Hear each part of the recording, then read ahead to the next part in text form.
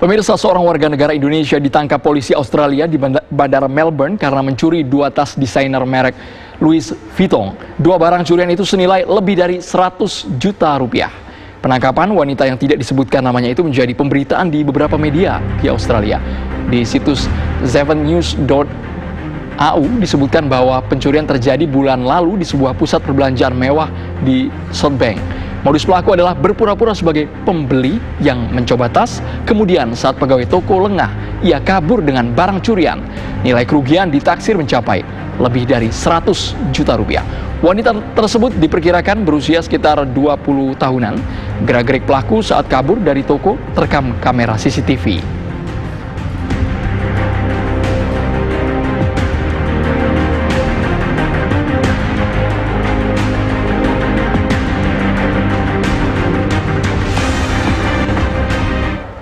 Lalu bagaimana kisah lengkap pencurian yang dilakukan oleh sosialita asal Indonesia di Australia? Ya, sudah bergabung bersama kita Sinta Puspitasari dari Melbourne.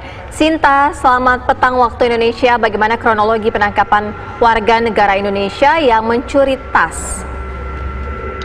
Selamat petang Andromeda Mercury, Sira Safira dan pemirsa TV One. Selamat malam waktu saya berada di Melbourne, Australia. Ini memang menjadi kabar yang sangat mengejutkan sekali, Sira dan juga Andro, karena pada 1 Mei 2020, 1 bulan yang lalu begitu, Perdana Menteri Scott Morrison mengumumkan secara resmi bahwa lockdown dibuka dan seluruh masyarakat bisa kembali melakukan aktivitas seperti pergi ke supermarket, mereka berolahraga, dan juga anak-anak bisa kembali ke sekolah dan resto dibuka.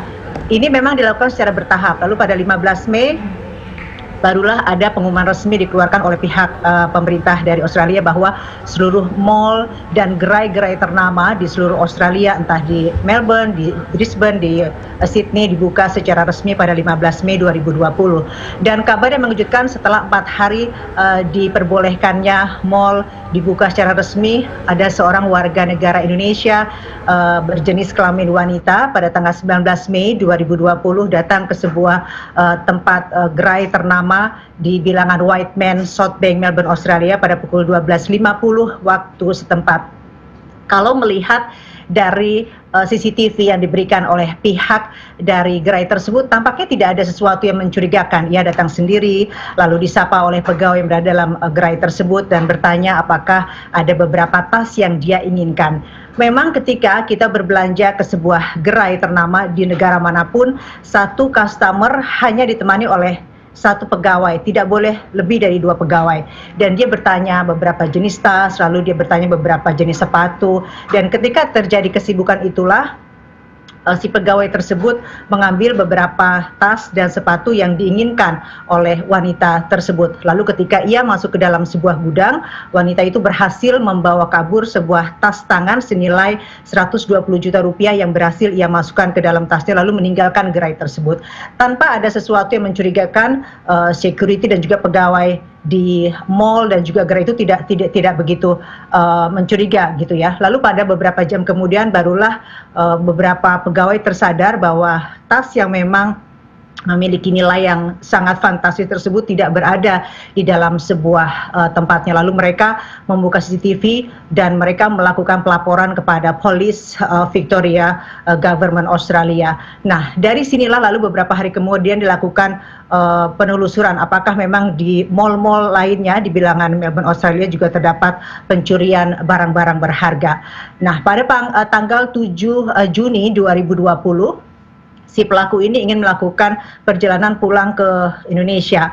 Yang menjadi persyaratan ketika kita membeli barang apapun begitu ya dalam harga yang luar biasa, tentunya harus melakukan pemeriksaan di bandara. Kita harus membuka tas tersebut, lalu kita harus memperlihatkan kwitansi pembelian secara resmi, lalu dicocokkan apakah memang di dalam surat tersebut ada beberapa nomor yang memang bisa disamakan antara nomor kwitansi itu dengan tas ya.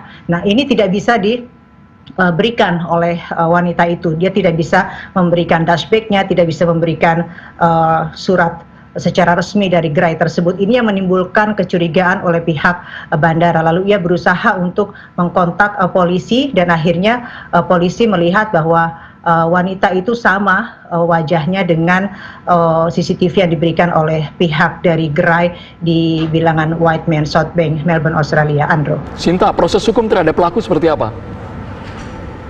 Ini memang menjadi proses yang sangat panjang begitu ketika ditemukan pada 7 Juni 2020 lalu polisi melakukan penggeledahan di wilayah Clayton di mana wanita itu tinggal. Lalu di tempat itu polisi menemukan beberapa baju branded ternama, juga beberapa perhiasan ternama yang kalau ditotalkan itu dalam rupiah totalnya sekitar 700 juta rupiah, menyentuh angka itu luar biasa, Andro. Dan karena itulah pihak dari keluarga ingin menebus dia untuk bisa kembali pulang ke Indonesia. Tetapi hukum di Australia tetap berjalan. Nanti pada tanggal 2 Oktober akan ada undangan secara resmi yang akan dilayangkan oleh pihak pengadilan Melbourne untuk wanita tersebut kembali ke Melbourne melakukan persidangan dan selanjutnya akan menjalani hukuman. Andrew dan Sira. Iya, informasi yang ada di sana, Sinta, hukumannya akan seperti apa?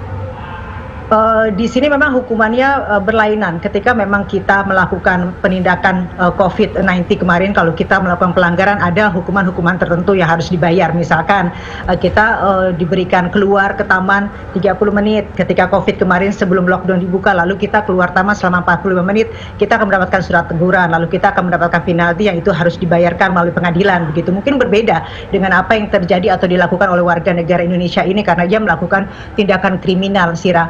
Terlebih memang kalau melihat dari beberapa barang ternyata bukan hanya satu yang diambil di gerai tersebut, tetapi ada barang baju ternama, ada beberapa perhiasan luar biasa yang nilainya mencapai 700 juta rupiah. Kita masih akan terus menunggu apa yang akan dilakukan oleh polisi dari pihak Australia. Namun memang kemarin kita melihat kabar secara resmi dikeluarkan oleh Police Government Australia bahwa pada tanggal 2 Oktober akan kembali dipanggil dan menjalani persidangan. Ini memakan waktu cukup lama.